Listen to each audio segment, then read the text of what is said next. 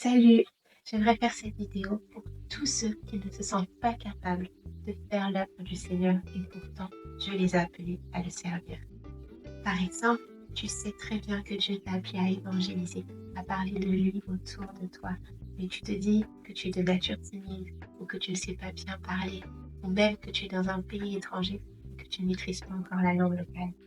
Ou encore, peut-être que le Seigneur t'a appelé à chanter pour lui, à annoncer sa parole à travers des chants. Mais encore, tu te dis non, que tu ne sais pas assez bien chanter, ou bien que tu n'es pas assez charismatique comme telle ou telle personne. Ces excuses ne te rappellent pas quelqu'un. En tout cas, moi, ça me rappelle l'histoire de Moïse, le grand serviteur de Dieu dans la Bible. Si tu ne connais pas son histoire, je t'invite à le lire dans Exode chapitre 2. En gros, Moïse était un Hébreu qui avait été recueilli quand il était tout bébé et il a grandi dans la maison du pharaon pendant que son peuple, le peuple hébreu, était tenu en esclavage depuis plusieurs siècles. Et un jour, Moïse a vu un Égyptien qui était en train de battre un de ses frères hébreux. Et donc, il l'a tué. Lorsque le pharaon l'a appris, il a décidé de faire tuer Moïse. Donc, Moïse a fui du pays d'Égypte. Et pendant que Moïse était toujours en fuite dans un pays où il était en train de faire sa vie, Dieu est apparu à lui à travers un arbre qui était en feu mais qui ne se consumait pas.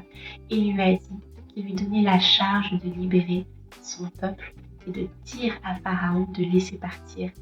Mais Moïse a avancé toutes sortes d'excuses à Dieu pour ne pas que Dieu lui donne cette mission. Et notamment qu'il ne savait pas parler. Certains diront qu'il bégayait. Alors ma question est celle-ci.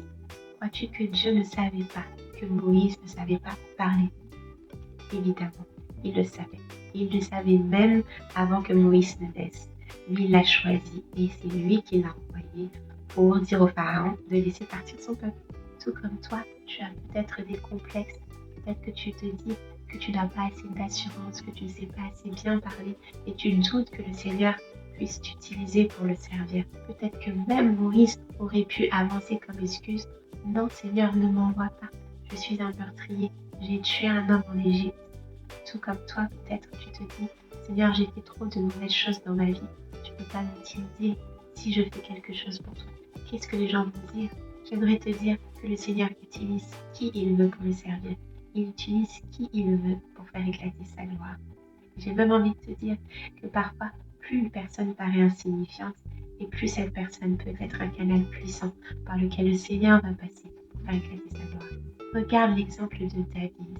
David n'était qu'un jeune berger, et pourtant le Seigneur l'a utilisé pour affronter le grand Goliath. Donc si tu es une personne que tout le monde disait incompétente, timide, incapable, sache que le Seigneur est capable de te transformer et te donner son esprit de force et t'utiliser puissamment à tel point que les gens autour de toi se demanderont si c'est la même personne qu'on connaissait auparavant.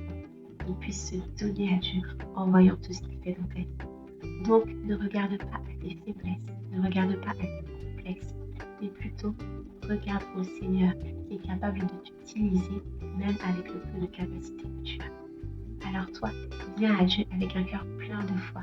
Crois que le Seigneur peut faire de grandes choses à travers toi. Toi, viens avec la volonté de le servir. Dis-lui, Seigneur, que moi-même, je ne peux pas le faire. Mais avec toi, je sais que j'y arriverai. Avec toi, assurément, je pourrai. Car nous pouvons tout par celui qui nous fortifie. Dieu vous bénisse.